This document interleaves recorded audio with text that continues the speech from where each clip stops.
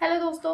तो मेरा नाम है शादिया और आज मैं आपको एक बहुत ही इम्पोर्टेंट क्वेश्चन का जवाब देने वाली हूँ जो मेरे एक सब्सक्राइबर ने पूछा था कि दीदी रिवीजन कैसे करें।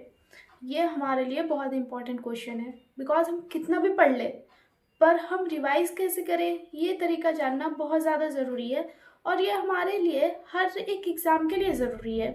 तो हम कितना भी पढ़ ले कितना भी नोट्स बना ले उसमें रिवीजन की तो ज़रूरत पड़ती ही है। देखिए, सबसे पहले तो रिवीजन उसी चीज़ का होता है जिस टॉपिक को हमने अच्छे से समझ लिया हो। तो हमें जो भी नई टॉपिक्स पढ़नी है, ठीक है, जो भी नया टॉपिक पढ़ना है हमें उसमें हमें पहले ये देखना है कि ये कॉन्सेप्ट हमारा क्लियर हुआ है या नहीं। हम उसे सबसे पहले अच्छे से समझने की कोशिश करेंगे कि हाँ, अगर ये हमारा कॉन्सेप्ट क्लियर हो गया है तो ये बहुत अच्छा है और उसके बाद वो चीज़ें हमें आगे समझने में बहुत आसान हो जाती है। और जब तक कॉन्सेप्ट क्लियर नहीं हो तो उस चीज़ का रिवीजन करने का कोई फ़ायदा नहीं हो जाता है, क्योंकि जब तक वो हमें याद ही नहीं आएगा फिर हम उसका रिवीजन क्या करेंगे। देखिए, मैं आपको नॉर्मली एक चीज़ बताऊंगी कि जो चीज़ें मैं फॉलो करती हूँ मैं वही चीज़ें बताऊंगी। तो जैसे मैंने किसी टॉपिक को पढ़ा, ठीक है, एक्चुअली में ज्योग्राफी अच्छा नहीं है तो मान लीजिए कि मुझे उसे ठीक करना है। तो सबसे पहले मुझे थोड़ा ही पढ़ना है, मतलब घंटे कितने भी लग जाए उसमें, पर नोट्स थोड़े ही बनाने हैं, पर कॉन्सेप्ट क्लियर कर कर बनाना है। तो अगर मुझे ऐसा लग रहा है कि ये ज्योग्राफी मुझे समझ नहीं आ रहा है अभी और मुझे इसका कॉन्सेप्ट क्लियर चाहिए, तो पहले हम एक ही टॉपिक पढ़ेंगे और उस टॉपिक को पहले अच्छे से हम समझेंगे। फिर हम क्या करेंगे कि एक दो दिन के अंदर फिर से उसका रिवीजन करेंगे और फिर एक दो दिन के अंदर जब वो रिवीजन अच्छे से हो जाएगा तो हम करेंगे कि फिर एक 7 दिन के अंदर रिवीजन करेंगे। सप्ताह में एक दिन ऐसा जरूर बनाइए जिस दिन आपको उस चीज़ का रिवीजन करना पड़े, या आप उसके लिए कोई कीवर्ड्स रख लीजिए कि हाँ, मैं ये कीवर्ड्स देखूंगा या देखूंगी तो मुझे वो चीज़ें याद आ जाएगी, तो वो ईजिली आपको याद रहेगा। और मतलब सबसे लास्ट ये कीजिए कि आप फिर 30 दिन के बाद भी उस चीज़ को एक बार जरूर पढ़ लीजिए। महीने में भी 2 दिन ऐसा रखिए जिस दिन आपका वो सिर्फ रिवीजन डे रहे, ना कि आप उस दिन कोई नोट्स बना रहे हो, कुछ नया नहीं पढ़ो। और एग्जाम के टाइम लास्ट टाइम वो एक बार और रिवीजन कर लीजिए, तो आपका जो कॉन्सेप्ट होगा वो एग्जाम के टाइम जाते जाते तक बहुत क्लियर हो जाएगा और ये लॉन्ग टर्म मेमोरी में आपका चला जाएगा, तो ये आपके लिए बेटर होगा।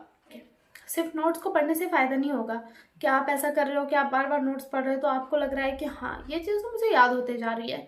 तो इस चीज़ से याद नहीं होता है एक्चुअली, मतलब होता है, मैं ये नहीं कह रही, पर आप नोट्स के साथ क्या कीजिए कि आप साइड में, ठीक है, मतलब नोट्स बंद कीजिए और अपना आँख बंद कीजिए और फिर सोचिए कि हमने जो अभी पढ़ा उस रिवीजन में मुझे क्या क्या याद है और क्या क्या मैं भूल चुका हूँ या भूल चुकी हूँ, ठीक है।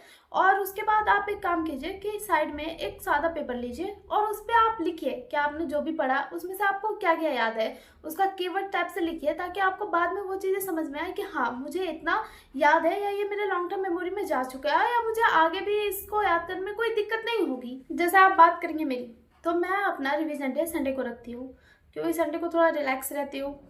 और जो हर दिन का वो जो रिवीजन पॉइंट मैंने आपको बताया कि थोड़ा लास्ट में आप रिवीजन करते हुए देख लो, वो रात में 1 घंटा ज़रूर रखें। और अगर आपका नाइट स्टडी का शेड्यूल है तो आप वो दिन में रखें, मतलब सुबह के जो 4-5 बजे तक लोग पढ़ते हैं, पहले मेरा भी ऐसा शेड्यूल था तो मैं ऐसा ही करती थी इसलिए मैं बता रही हूँ, तो आप वो 4-5 बजे तक रखें और मतलब सुबह के 4-5 बजे तक। और अगर आप सुबह से लेकर नाइट तक स्टडी करते हैं तो आप मतलब जो लास्ट आपका टाइम है वो 1 घंटा आप रिवीजन के लिए रखें।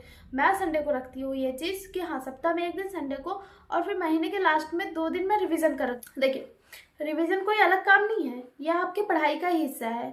बस आप इसको लगातार करते जाए, यह आपकी पढ़ाई का पार्ट है। आप इसको और अच्छे से करेंगे तो ये इतना ही अच्छा होगा आपके लिए। और देखिए, पढ़ने से कुछ ज़्यादा फ़ायदा है तो सबसे ज़्यादा है रिवीजन में। आपने मान लीजिए कि आज 5 टॉपिक कंप्लीट किया, क्या फ़ायदा कि आप कल को 10 टॉपिक करो और वो 5 टॉपिक को भूलते जाओ। तो इससे अच्छा है कि आप वो 5 टॉपिक कंप्लीट करो, फिर वो 1-2 दिन में 5 टॉपिक रिवाइज करो, फिर सप्ताह में रिवाइज करो और फिर महीने में लास्ट में रिवाइज करो। तो ये लॉन्ग टर्म मेमोरी के लिए सेव हो गया, एग्जाम के टाइम में आपको दिक्कत नहीं होगी इससे। गाइस, तो आपको ये टॉपिक तो समझ में आ ही गया होगा, तो आप प्लीज़ मेरे चैनल को लाइक, शेयर एंड सब्सक्राइब ज़रूर करें। सब्सक्राइब कर ले क्योंकि आगे ही ऐसी वीडियोस आएंगी जो आपकी पढ़ाई में आपकी हेल्प करेगी।